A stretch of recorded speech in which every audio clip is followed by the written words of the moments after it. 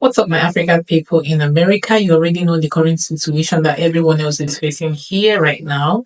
If you're an international student, always carry your student ID or your I-20 at all times. That will easily, help you. Just in case you're being stopped by the roadside, or maybe you're being stopped at the grocery or, the supermarket or anywhere at all.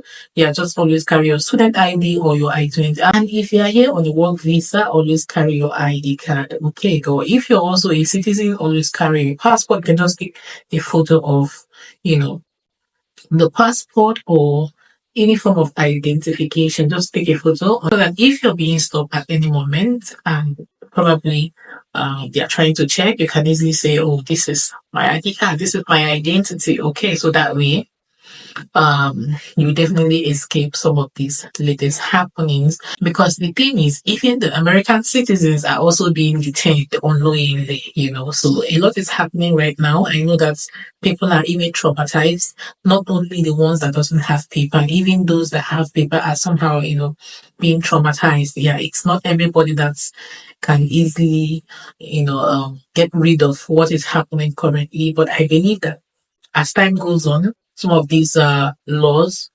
they're likely to be relaxed, yeah, because this thing is really telling so hard on the aging people. Yeah, there are some people who are already aging, and issues like this makes them go gaga.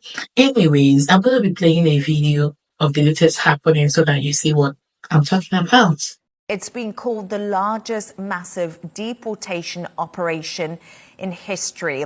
What more do we know, and how long will this process take?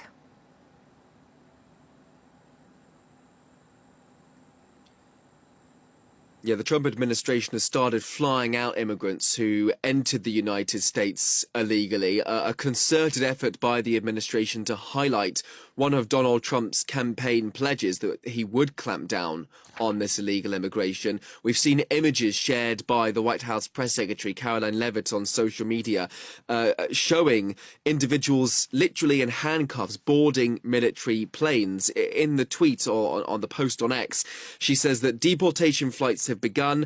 President Trump, she says, is sending a strong and clear message to the entire world that if they do try to enter the United States of America illegally, then they will face severe consequences.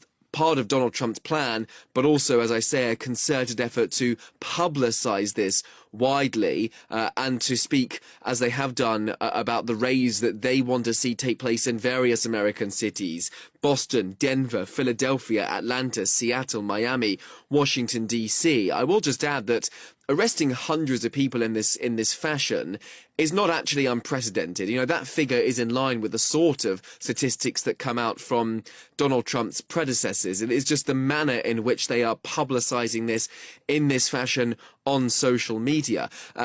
Not just this, but other of Donald Trump's vast array of measures that he's trying to implement vis-a-vis immigration, they are likely to face legal, economic, logistical, maybe even moral challenges. But the message from the White House to officials or politicians or lawyers that try to stand in Donald Trump's way is that the Justice Department will investigate them if there are any attempts to block these new immigration laws. So Mr. Trump trying to force through his policies on this issue in the face of opposition. Not only that, we also saw some viral clips on people who were actually working at the factory, and this morning, no one was found at the factory. Watch the video. Ain't nobody here, bro. Ain't nobody here, bro. This is totally the current situation over here in the US. The thing is, America cannot just do without, this non-immigrant, because they're the ones who do some of these minor jobs. Many are just factory workers. You can see them, farm workers, and the rest of them. Because are the citizen going to do this kind of a job?